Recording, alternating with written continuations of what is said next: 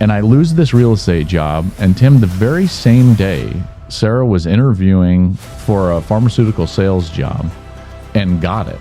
I call her to say, hey, I lost my job.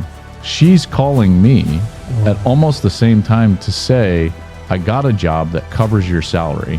Wow. And she said, I think you should try to do broadcasting full time.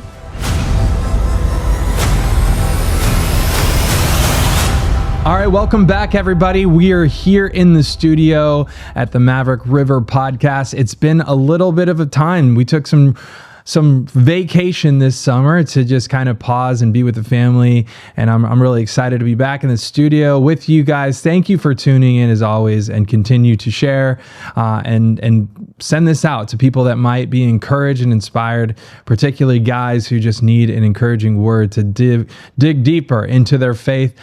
This morning, I'm really excited because one of my friends from church is here. Joel Klatt is in the studio. Joel, welcome to Maverick River Podcast. We're glad you're here. It's good to be here. And I know no one knows this, but it's taken us a while to actually make this happen. I'm excited to be here. Thanks for having me. Yeah, we're so glad. I originally got to interview you in person at a men's breakfast, and I was so encouraged by your story, your transparency, and I'm like, man, I got to get Joel on the podcast. Yeah.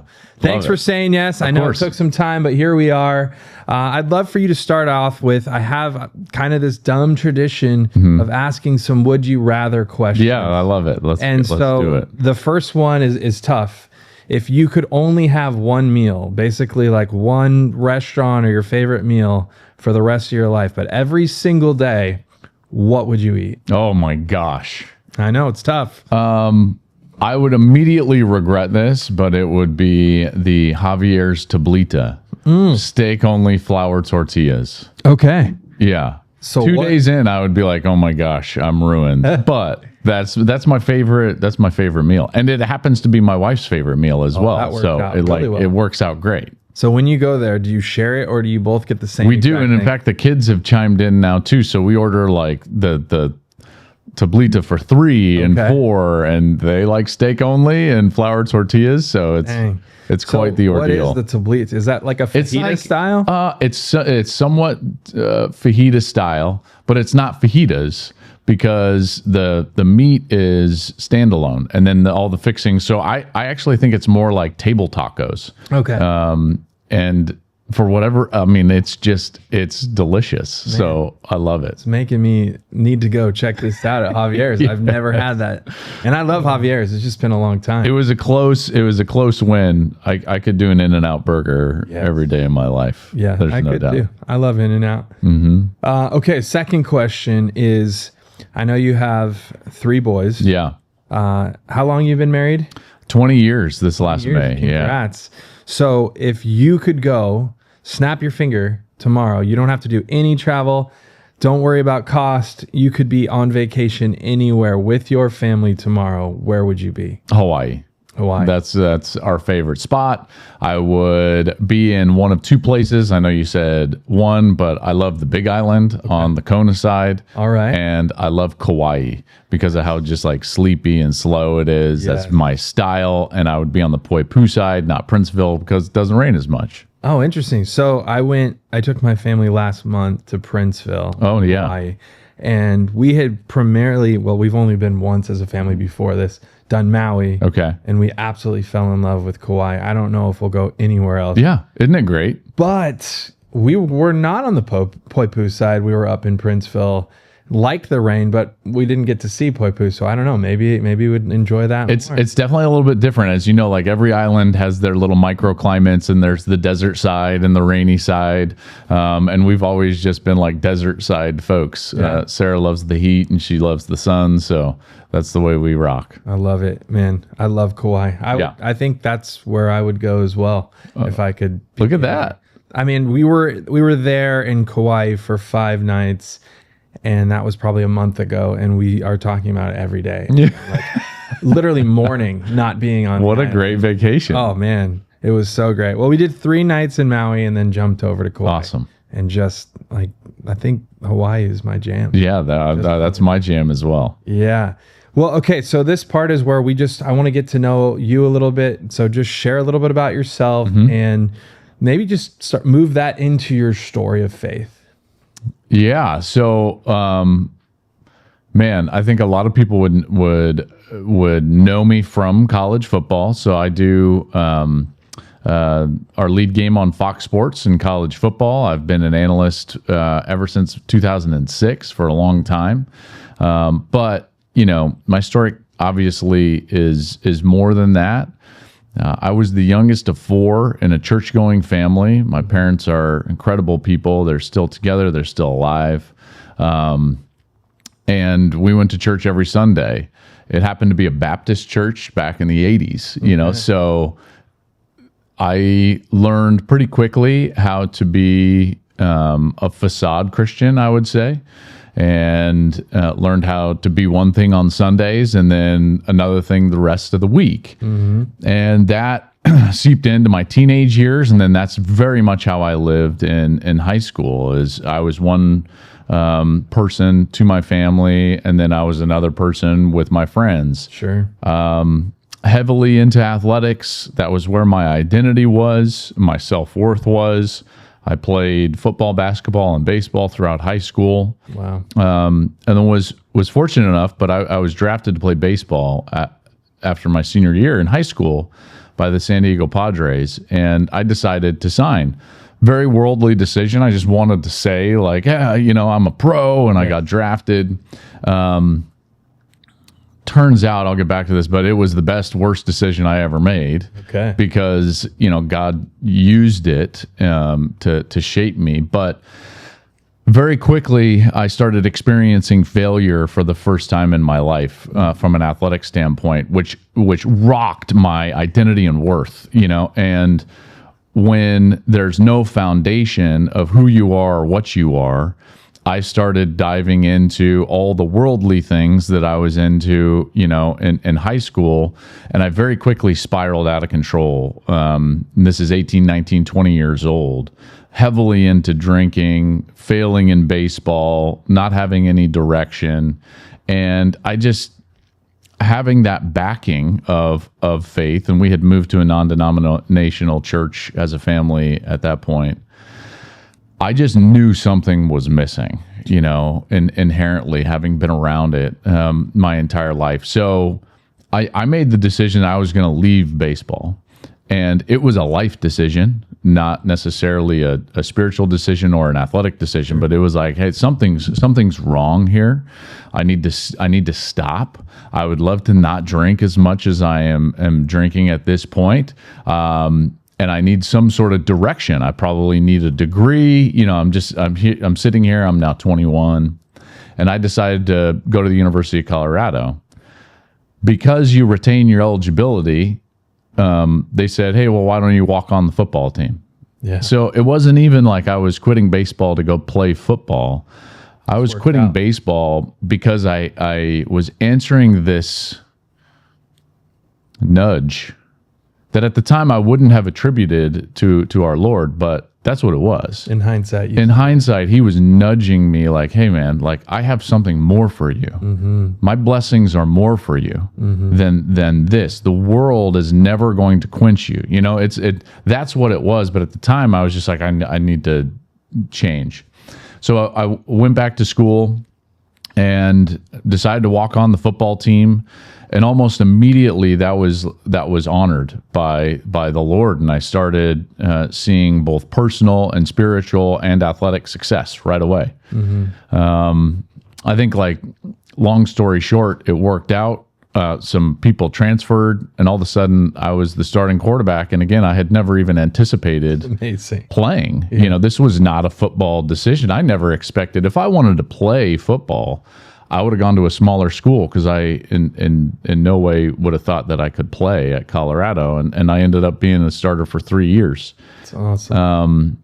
He just honored that decision to follow the nudge, and ended up starting to date my wife in college. We ended up getting married right before my last year.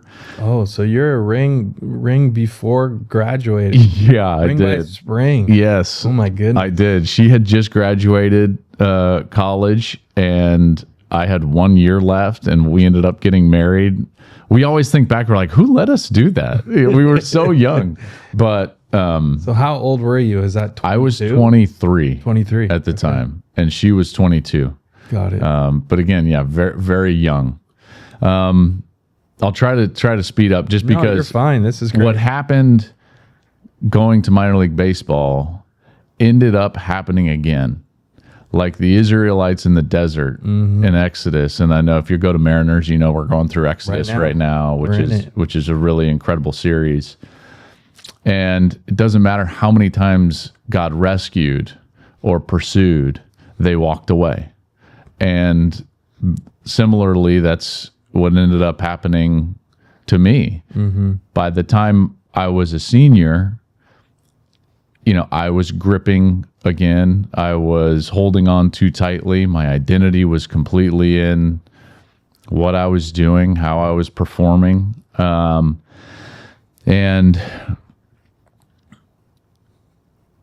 we ended up having a really tough end to my career that season.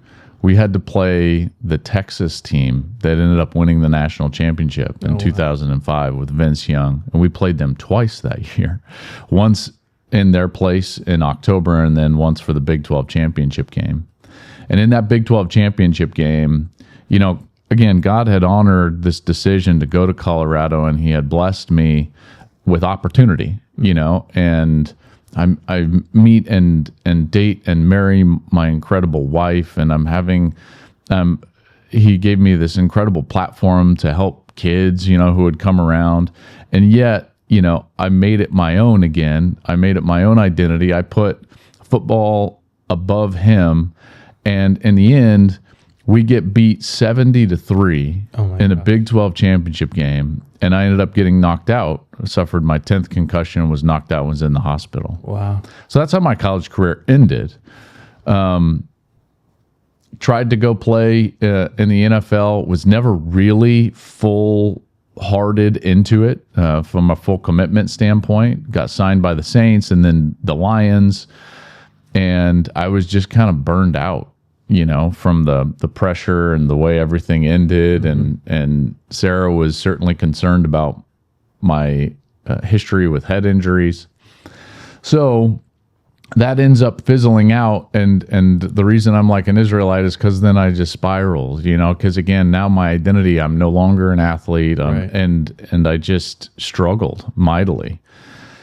And how long were you playing in the NFL before? Very briefly. Okay. It was just one training camp in 2006. And for about the next 3 or 4 years, I battled alcoholism and chasing the numbing aspect of that, because I wasn't chasing after the Lord and letting him fill my cup. I wasn't connected to the vine and letting him, prune me and develop the fruits of the Spirit. I was in it for myself and trying to make worldly things quench me and make me happy. And so I started drinking more than I should have. And, and at one point or another, you just have to make the realization, like, I think I have a problem. Right. So when Sarah was pregnant with our oldest, Henry, who's now 13, I had another episode. I was one of these where I wouldn't drink every day, but when I did, I drank a lot. And I had an episode where, I drive home after having too many, and she just looked at me, and we had battled for years in our marriage over this specific thing. And she just said, listen, I can raise this kid or you can. But like, if this sobering word. Yeah. And so that's 14 years ago, and I'm now 14 years sober. So was that conversation just cold turkey done. Yeah, it was. And again, I don't want to make it sound that easy, because we had battled in our marriage for years over this. And, so like, for instance, I know that there are people that still struggle with this in their marriages right now. Right. And they hear that story in such a quick snippet and they think it's that easy. It's like, well, did you give an ultimatum? But it's not always that clean, as you know. Right. And so I don't want to give people some sort of false sense that could fix everything right away. Yeah. It ended up that way for us, but I was in a really rock bottom, had failed multiple times. Yeah, and a journey where she was really encouraging that be done, it sounds like. Yeah. Yeah. And demanding, right? Not only encouraging. So I just wanted to kind of preface that. No, it's good. We ended up getting an opportunity to move out here kind of shortly after for my career. And we came out here, and then 3 years after moving to Los Angeles, we ended up in Orange County. And I got to tell you, I don't know how or why. We followed some friends that we had met when we lived in Los Angeles, and they were really great, godly people. They go to Mariners now. We have kids, and they're at MCS where we're at from a school perspective, but just great, godly people. Mm. And they say to us one day, like, "Hey, we're going to move to Newport." And we were like, "Where's that? That sounds awesome," And we followed them down here. That's it. I mean, that's it. We had no connection here. We didn't know anybody. We didn't know any of the churches. We didn't know any of the schools. Before, we had been here. We had driven through a couple of times, like been to Balboa Island, and we were like, well, this is a nice place. Pretty cool. So we end up coming down here, and I tell you what, like the faithfulness of the Lord is incredible, because we prayed about it. We could have moved back to Colorado, but that was the safe choice. Mm. We could have stayed in LA, but that was the dark choice. Mm. And we just kind of came down here, just following just like prayer, and he has just abundantly blessed that decision with community, with a church, with school that is blessing our children, and more than anything, an environment where, and I'll bring this finally back to this, my faith story, is my faith has just been able to grow and expand and become authentic because of the people around us here, the community we have around us here. And ever since basically COVID, there's not many days that I haven't been in the Word. And so the idea of the abiding and constantly searching after Him has really paid off. So a really long answer. That's what I want to give you kind of my story. And if you go back in hindsight, and I love doing this, I don't think we do this as much as we should as Christian, and in particular men, as we're leading our families. But to just overlay, your spiritual walk over a timeline of events over your life, and see the faithfulness of the Lord in the periods that when you're seeking Him, He is blessing you.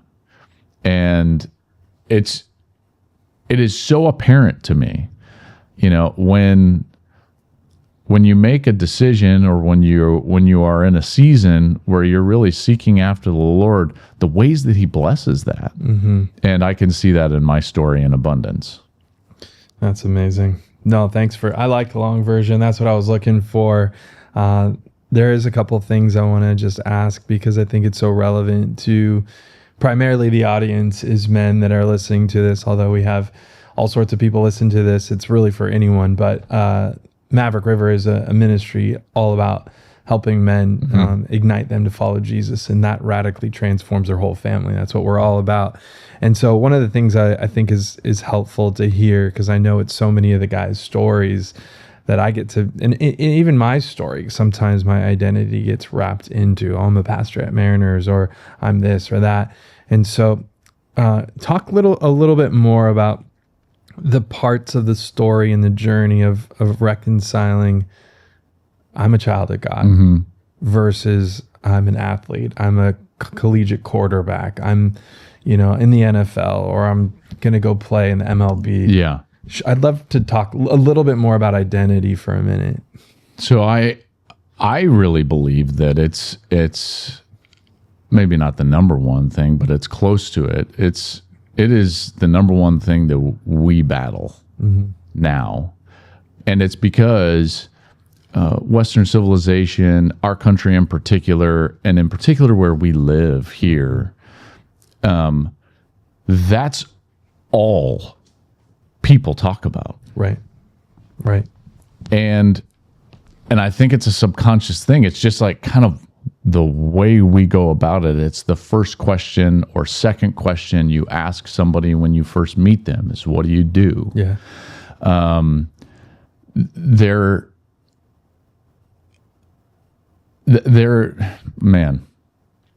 are so many times that I'm still battling that every single day, battling the identity piece. When I unpack it, I think that a lot of it has to do with control. And we as men, a lot of us, and I don't want to overly generalize, because I think that we can also do that, but we seek control. We want to control things, keep them safe. We want to control things and make things better. All of those different things. And identity in Christ at its core is surrender. Yes. And so I think that that's why it's such an important piece to the puzzle, is because without surrender, you can't fully abide in the vine. You can't fully experience the blessings of Yahweh and Jesus and what they want for you, because he's very clear in the word that it's like, you should have no idol above me. And we constantly, just in putting something like our identity in something other than him, what we are subconsciously doing, and we don't even realize it, is creating an idol above him. So because we're thinking that like that's what makes us, that's what will make us happy, that's what will fulfill us. And he's sitting there saying, no, I'm the only thing. Not just like I'm a better option. I am the only thing that will fulfill or do any of those things. And so I think it comes down to our desire for control and his desire for us to surrender. And when I think back on my story and the timeline, that's the one word that always pops out. Is like, when I was doing it or am doing it right, it's that I am surrendering myself to him. Yes. That's absolutely true. And there's a moment at every, we put on a big men's retreat, man camp, and I get to do that for Mariners, and now I get to do one for Maverick River, and I host about 5 or 6 churches a year to help their men's ministry. A lot of men's ministries, either they don't exist at a church, which is 8% of churches in the country have men's ministries now. There's that few men's ministries. And so by giving a resource for them to come and experience God in creation, have a moment up on a mountaintop. But there's a moment on Saturday night of the retreat that the entire spiritual experience is building to this moment of standing and making a decision for Christ, I believe moment. But then the second moment is standing and saying, I surrender. It's equally as powerful. Obviously, eternity is way greater than surrender, but usually that's part of the process anyway. But it is so incredible to see. In the last, in June, we did this with the Mariners man camp, and this is the first time it's ever happened. It was like brought tears to a lot of our eyes because Eric Hurd, you probably know Hurd, he sets up this moment in a way only he could do, just super powerful. And he just said, all right, after 28 guys stood and gave their life for Christ, which was unbelievable, he set up the I surrender. You know, what is it you're trying to control? Pride, ego, wealth, identity, Pleasure. porn, pleasure, Yeah, exactly. you name it. And in years past, we've had guys stand in and name the thing, which was also super powerful.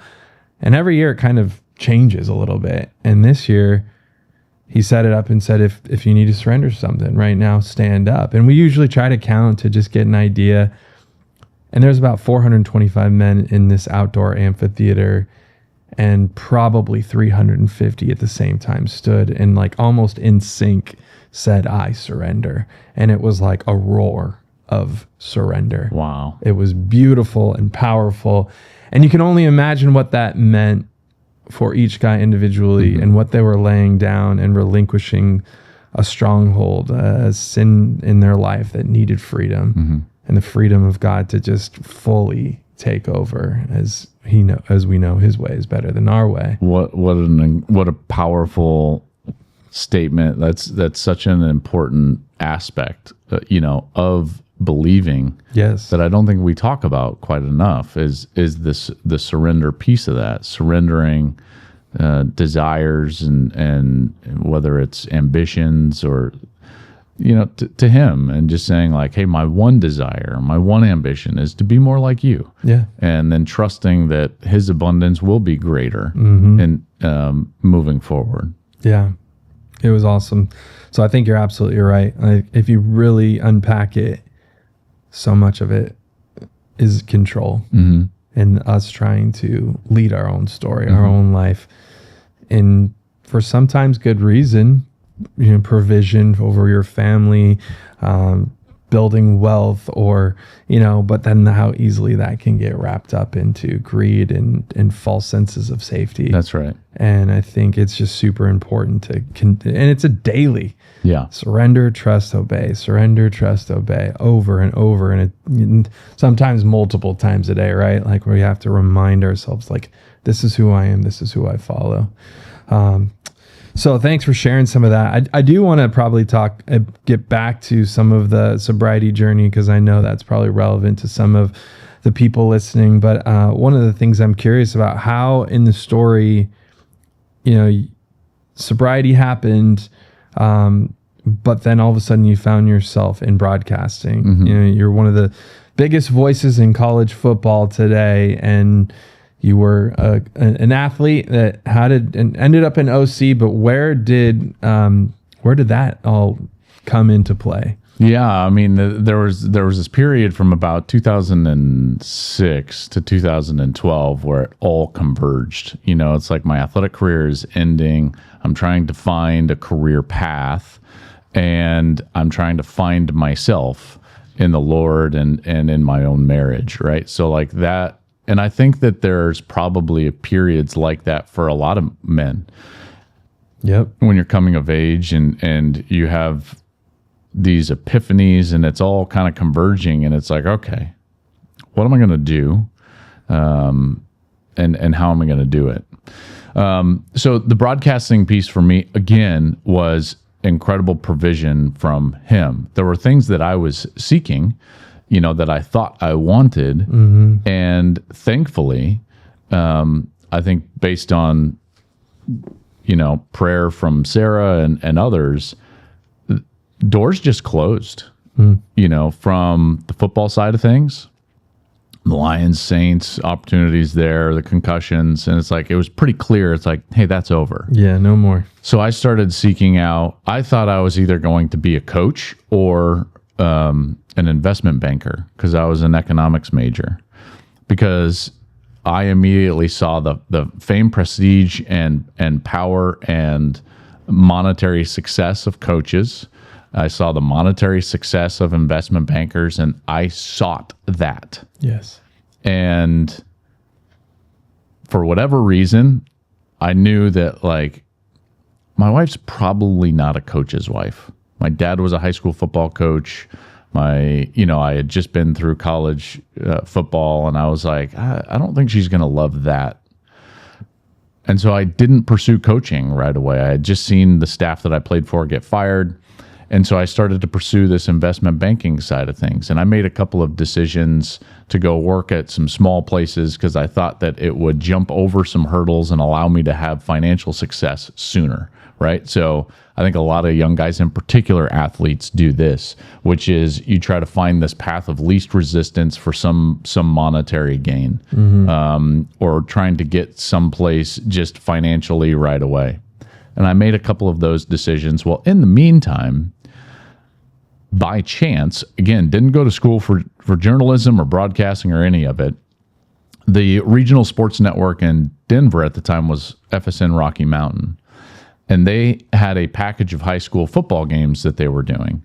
And I didn't even really know about that. But an analyst got sick or quit or something. It's like they didn't have an analyst. And they had covered me at Colorado, knew that I was around back in the Denver area, and called me, and they were like, hey, would you please come be the analyst for a high school football game? And I said no, because I was like, no, I have a job, I'm good. And the executive producer, kind of the boss, basically kind of begged me and said, I'm in a bind. Will you just do this as a favor? Yeah. I'll give you I think he said $125. And I was like, oh, okay, yeah, I'll do it for $100. So I went and I did a high school football game and was just a fill-in. And that same executive producer was waiting for me outside of this high school press box after the game. It was like Aurora Hinckley versus Littleton. And he was like, hey, you were good at that. Would you please do it a couple more times? And I was like, well, you're going to give me $125 each time? And he said, yes. Sure. And I was like, okay, I'll do it a couple more times. And I started to be like, yeah, that's kind of fun. I loved football. I love the schematics of football. But in the meantime, I've just got this other investment banking job. I worked for a small REIT in Denver, Real Estate Investment Trust. I was raising equity sections of speculative real estate deals, putting together pro formas. I had this dream of like, oh, I'm going to be some big, successful, rich real estate guy. And that's what that was. Now, in the meantime, that executive producer at Fox Sports Rocky Mountain was like, hey, you played baseball. Just come be a part of our Rockies coverage, on the studio desk. I was like, okay. Kept giving me $100. And we were poor married kids. So it's like, that's great. And he made a demo tape, sent it to Fox Sports Southwest, which had the Big 12 college football package at the time. And so now all of a sudden, a couple years in, I'm flying down to Dallas on Saturdays and I'm doing the Big 12 studio show. And I'm like, hey, this is fun. I really like this. And I started being like, hey, could I call some college football games? So now it's end of 2007, 2008. Told you that I work for a real estate company. Everyone that's our age knows what happened to the real estate market in 2007 and 2008. Well, I lost my real estate job in the investment company. It just went away. Right. And this is what's so incredible and this is why I say it's like God's hand in like opening doors and closing doors. He was closing doors for me to play. And then he ultimately closed this door in real estate. And all the time, he was opening doors for me to do broadcasting. And I wasn't even seeking it out. Right. And Ken Miller was his name, was the executive producer that kept getting me opportunities unbeknownst to me. And to the point where I was like, I like this. This is fun. I enjoy it. I'm good at it. And I lose this real estate job. And Tim, the very same day, Sarah was interviewing for a pharmaceutical sales job and got it. I call her to say, hey, I lost my job. She's calling me at almost the same time to say, I got a job that covers your salary. Wow. And she said, I think you should try to do broadcasting full time. Oh my gosh. Wow. And so like, I have no other explanation other than like, I think that the Lord wants me to do this and open up these avenues. And I think about that all the time, which is, why I honestly don't attribute it to myself that I've been able to have success. And he wanted me in this position. Sure. And for whatever reason, and some days I still don't know what that is. Other days I do. But long story short, the head honcho at Fox Sports sees me do a college football game for FSN Southwest, decides that he likes one of my comments, and within 4 years from that, I'm living in LA and I'm calling the #1 college football game on Fox Sports without a huge college career, you know. Right. I joke around, you know, Kirk Herbstreit made it okay to not be like a Heisman winner and still call the best game. So I'm indebted to him in a lot of ways, but Nice. That's how I got to this point. And along the way, there was more that I left out. There was radio opportunities that came up right at the right time in order for me to develop and become better. And then a bigger radio opportunity at a different time of day so that I could host a studio show, which that got me seen by another executive at Fox, which is why I made it to LA. But there are 30 things that I can point back to in my career. And that's why I'm very confident that I'm where the Lord wants me to be. And I just try to like give it back to him. You know, what are you seeking with this platform that you've given me, not that I've earned? That's fantastic. Sounds like multiple times in your story is you weren't seeking it, but the Lord just moved you in that direction and just opened those doors. And so you've shared with me, you have 3 kids, 13, the oldest, 3 boys, married 20 years now, but your career definitely has high demand on your time, and that's a lot of travel, if I'm not mistaken. Yeah.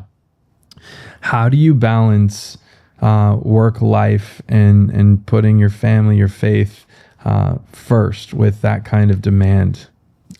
It can be difficult. There's no doubt. It's just not traditional. I don't have the traditional, 9 to 5 weekday job. And I don't think many guys actually have that anymore, at least around here. It has changed dramatically in terms of, the way careers work. But, to answer your question, the travel aspect of my job is the most difficult. There's no doubt. I am about to hit 1 million miles on United Airlines, which is not fun. No. That's not, the key aspect for me is that I'm trying to be gone as minimal amount of time as possible. I don't go stay extra nights to stay away. I don't view it as my time for myself. So in the fall, if I have to be there Friday morning, I leave late on Thursday. We have our meetings on Friday, and then we do the noon game Eastern time, and I drive directly to the airport afterwards, and I try to get home. And after years of doing this, there's an aspect of, my family feels important because I prioritize them in terms of my travel schedule. It doesn't matter what time I'm going to get home. I'm going to try to get home. So that's one aspect. And then the other is trying to manage my time so that when I'm working, and then when I'm not, I'm not. And this is where I think this applies to a lot of guys. Yes. We too often, as men, carry around the burden of our career at every moment of the day. And we are willing to take any call, answer any email, answer any text at any moment of the day. And I firmly believe that is a dangerous precedent to set. And it is noticeable to those around us, in particular our families and in particular our children, and we don't even know it. Right. And what we're communicating to them is that this is more important than you. So the boundaries of time when I'm not traveling, of this is when I'm working and this is when I'm not. One of the things I've tried to do a little bit of is remove my phone from my life. Okay, so a lot of people in my industry can feel like social media is a part of their career. So they just scroll on social media all the time. Now, even if you don't feel like it's a part of your career, I think that social media is being scrolled through a lot during family time. I took social media off my phone completely. So it's just not even there. I would encourage others to do the same. And then now I've started to just leave my phone in the other room, like old school. You had phones in rooms that were like hardwired. You could leave your phone, disconnect your phone from your body. And in periods when I'm trying to be like with the family, I do that a lot. Leave the phone in the car, leave it at home, something along those lines.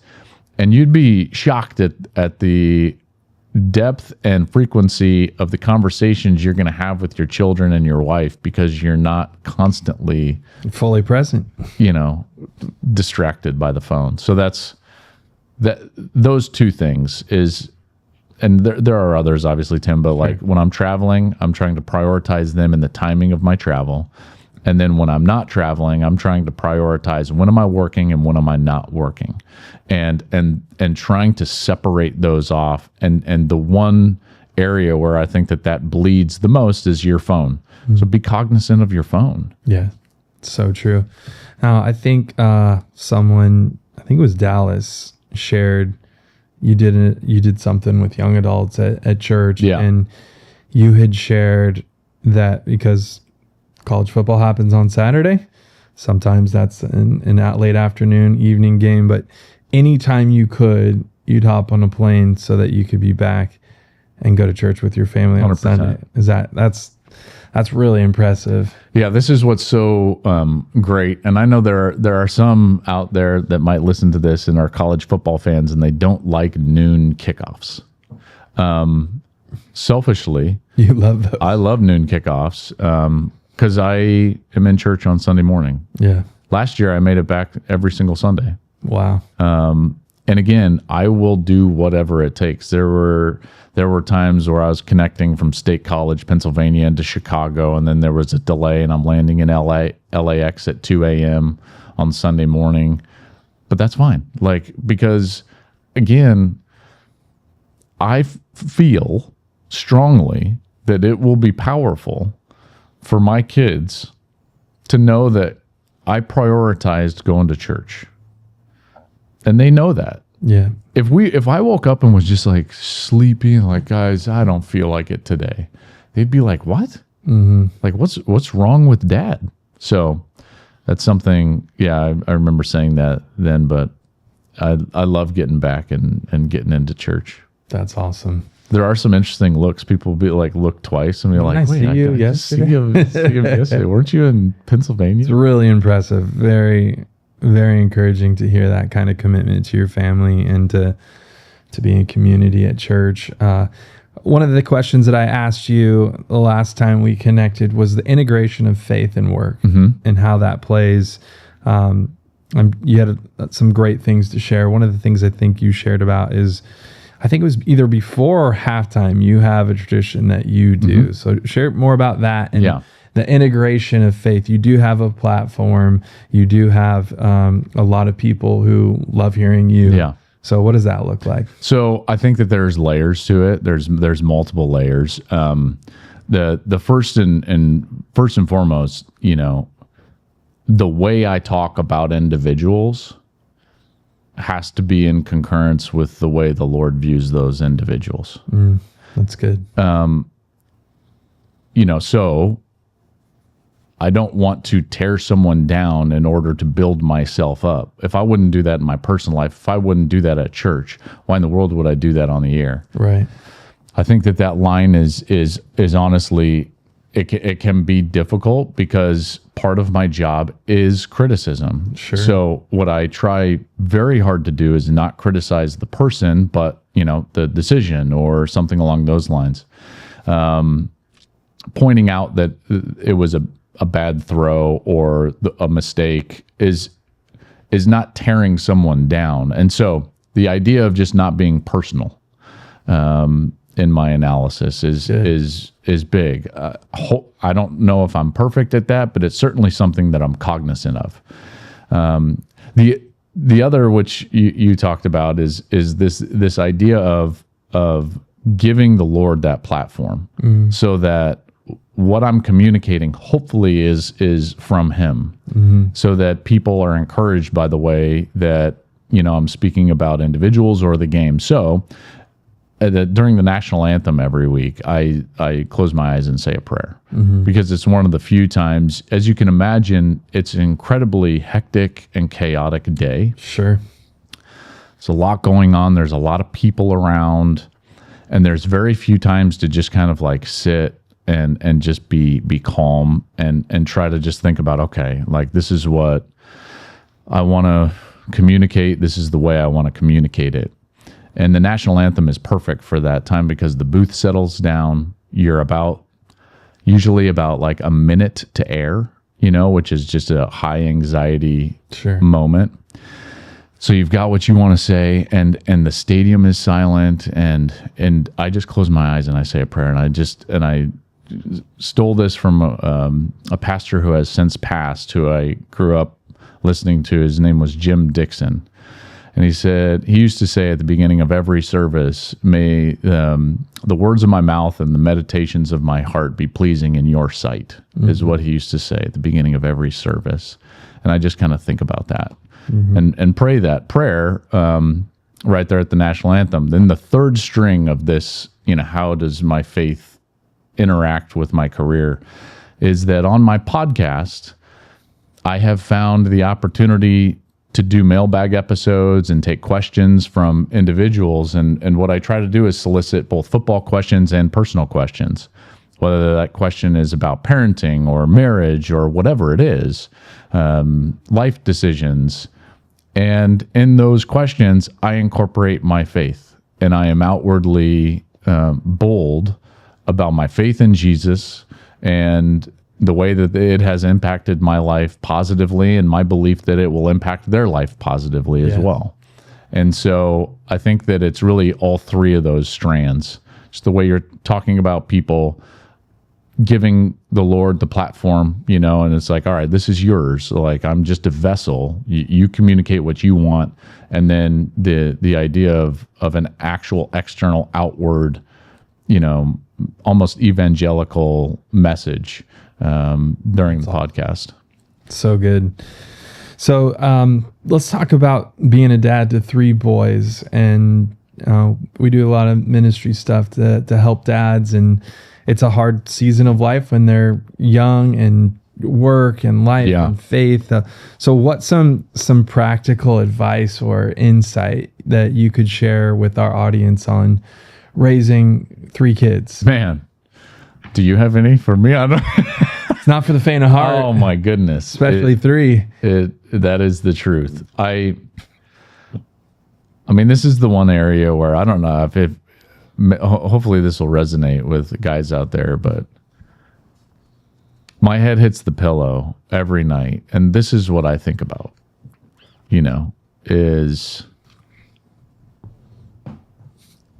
was I a good father today? Oh man, I could have done that better. Man, I could have said that differently. I don't know if anyone has the answer. I think intentionality is huge. I think honesty builds trust. So those 2 things are something that I try to think about quite often. John Tyson wrote a great book for those of you that have sons, The Intentional Father. Yes, good. It's deep and can be hard to follow because there's a whole regiment of things that he goes overwhelming. Through. It is a little bit, but the basis of it and the crux of it is just really great. And so intentionality with my sons, I think is important. I try to not have my faith be separate, so anytime I can, I'll say like, hey, you boys want to do a Bible study? You want to read the word, with your dad? Do you guys have any questions and anything along those lines? That's the intentionality. And then the honesty for me has been able to build trust. When I feel like I have not parented well, I go to them and I ask for their forgiveness. And I tell them specifically, hey, Dad said this or did this, and I regret it. I don't think it was right. And this is why, and I'm asking for your forgiveness. you know, I'm not going to be perfect at this. And I tell my oldest all the time, hey man, this is my first time with someone your age. And he kind of laughs at me, you know? So those two things, I think intentionality and honesty would just be two areas that I would encourage guys to think about, look at, because I certainly don't do it perfect. I listen to a lot of podcasts like this, and you guys are incredible at what you do. I don't ever want to come across as if I'm doing all of this perfect. Yeah, no doubt. These are just efforts. But I also know that that's biblical. You know, like we are always going to fall short. But if we have the greater intention, if we have the kingdom-minded, you know, aspect in our head, he will honor those actions. Yeah, so good.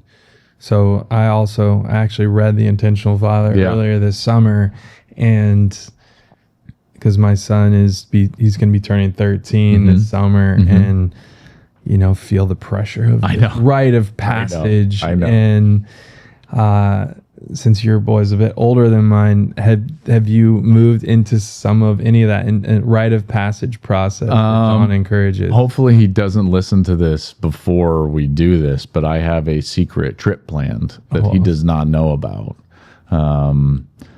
Something that we share together that we love, and just time. And I'm planning on you know, giving him a special gift and writing him a long letter. I'm taking him to Boston. Awesome. To see Nate Bargatze. Oh yeah. You know, like he and we share that comedy aspect and really love it. That's so fun. This summer? Yeah. Okay. Yeah. So we're recording, what is this? This is the 14th of July, and I'm taking him August 8th. So hopefully he doesn't listen to this. Yeah. Well, let's not send him the link. I'm not ruining the surprise. Wait till after the trip. I'm not sending the link. Yeah. But yeah, so I am going to do that.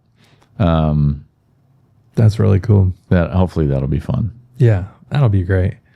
Now I do a 10-year trip. Oh, okay. So, but the 10-year trip, I think that's my boys go first. So boy, girl. And on that trip is just the time to really be intentional, have meaningful conversations, and but also that's when the, you know, birds and the bees talk is integrated, and it's like phase one. It's very PG versus the full, but that's been a really powerful thing. And I ask questions like I have a 10-year-old, so we went to Catalina Island for a weekend and just, hey, how am I doing as a dad? Where can I improve? And where have I messed up? And had a moment to confess and apologize. And it felt really healing and special, and obviously building a core memory. But then I think later, kind of like what John Tyson talks about, and Mark Batterson wrote a book about it as well. His trip's like a more pretty gnarly, like not a, you know, trip to Catalina or Boston, but like, hey, let's go climb the Grand Canyon. Oh, dude. His are more intense. Tim, I've got no outside skills. So if I tried to do that with my sons, I'd be putting us in danger. Yeah, no you know, doubt. like I've got none. I've never really been camping in my life. So yours are less adventurous, Yes. which I think it's fine. It's really about the time and the intentionality of it. So I'm beginning to thinking through what that looks like. Took tons of notes in Tyson's book. Yeah. I'm like, and I appreciate his preface of, this is how I did it. This isn't how you have to do it. Also, kind of like you shared, none of us have this completely figured out, or we're far from perfect on it. And but I did share with my oldest, like in the beginning of summer, like, hey, this is a big birthday. Yeah, we're gonna start doing some stuff together, a little bit more intentional about you moving towards being a man. I have a great mentor. Have you read the book The Art of Neighboring? I have not. Okay, so mentor of mine from Colorado, where I grew up, wrote that book along with another gentleman. But anyways, he's also a great father mentor, and he's given me these annual questions to just sit down with your sons or daughters, either, it doesn't matter, and ask questions just like, hey, when dad does fill in the blank, you feel most loved. When dad does blank, you don't feel loved, or it makes you most frustrated.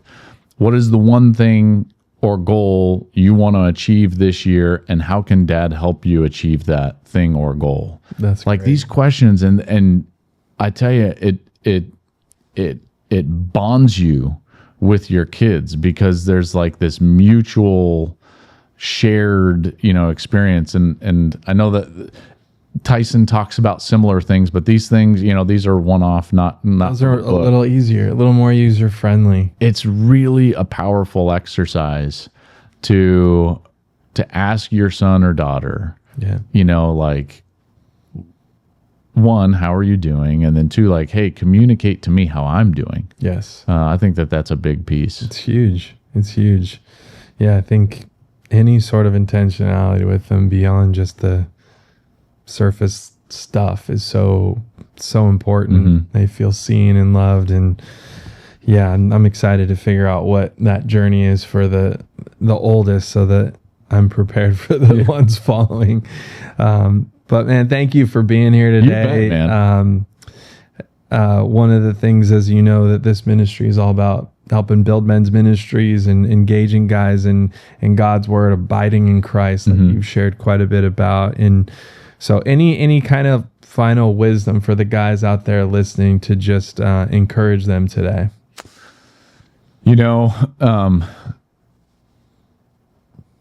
Yes, there was something, and I was praying about coming on, and there was something pretty specific. When I think about a podcast like this or men's ministry, I always think of Proverbs 27, iron sharpens iron, and I think that we always talk about that, and I think most of us kind of understand that. Earlier in Proverbs 27, it also talks about, basically the idea of words from a friend are also sweeter, like affirmation. But it also says, like, don't be afraid to rebuke, And so, and I know that that's kind of falls in with the iron sharpens iron, but I would just encourage, and I've been through a season in my life where I think it can be really easy to not say hard things to guys that you really love. Yeah. Could be things that they're doing, whatever it is.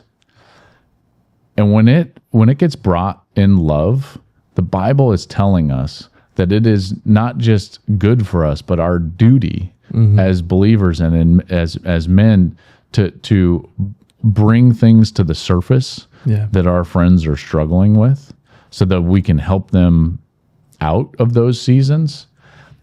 And I just, like I said, it's been a season where that's actually been fruitful. Difficult conversations with a couple of friends have really impacted in a positive way. And so the idea of, like, what does iron sharpen iron really mean? It means that you have to be a piece of iron. Yeah. And a lot of us, I think, view that in terms of, like, oh, okay, like we're what's being sharpened. Yes, but you also have to sharpen. So the active role that we all have to take with one another in community is something that has been at the forefront of my mind when I'm praying, and certainly something that I thought about a lot when kind of prepping for and thinking about coming on with you. It's great. Is it's not okay for all of us to always just be passive believers. We're communicated and commanded to be that other piece of iron, so don't shy away from that. Yeah, I think one of the things I hear you say is there are key friendships in your life that have given you those rebukes and that affirmation, your brothers. And that's a really important thing, because there's a lot of, articles out right now, especially coming out of 2020 in isolation. Men kind of sometimes, not always, not to generalize, but there's a default to isolation. 100%. And there's what's called the friendship recession, and it's plaguing men in particular, where there's other things in our life that have taken precedent, whether good things, our marriage and our family, or things that are also good, our career, but with balance. And sometimes the order of the way we position our priorities gets out of whack. Yeah. And one of those things, is friendship and community that can come below, too far down, and sometimes not at all. And so in order to sharpen iron, we have to be in community, and ideally a biblical community where we can use God's word as a tool to rebuke and to love, and with truth and grace. And so the encouragement, I would say, is you need to be in community, in a biblical community, and build friendships that you can feel safe, which you shared, you have. And I think there's men in my life that I've given license to call me out. Yeah. Like, please, like, I don't want to have this blind spot that is very clear to others. That you're the person that needs to call me out. And I don't want to be another story of failure because I was just too far gone and blind to something. So absolutely imperative to have that community. And I mean, you said it, but like isolation is so dangerous. Oh my goodness. So dangerous. And in particular, like, gentlemen, like, be clear-eyed about what's happening in technology. Artificial relationships are artificial. Yeah. There will be, and Eric did a great sermon on this, a place for AI. But what we cannot allow it to do is replace human interaction. And in particular, as a man in community, you cannot allow, technology to replace human interaction. I know I repeated myself, but that's going to be vital. Oh yeah. In the coming years. And dangerous. And isolation is, you cannot be isolated. It's a dangerous place for anyone, particularly a guy. So be in community, take the red eye to be back at church with your family if need be.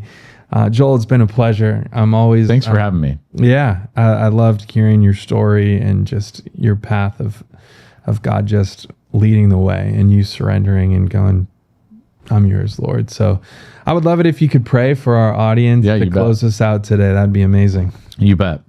Heavenly Father, I am just really thankful for an opportunity like this with Tim to just share and speak about my story, and more particular, your story, and how your faithfulness is abundant and is better at every turn. Lord, I pray that others out there would seek after you, seek after your face, and lay down themselves, surrender themselves, so that your abundance would overfill and overflow in their lives. Lord, I just pray that guys out there would heed the message, not be isolated, develop a community that can help them to grow, and also that would rebuke the things in their life that don't need to be there. Lord, very thankful for you, for your son, Jesus, and we just pray in his name. Amen. Amen. Well, thanks, guys, for tuning in, and we'll see you next time.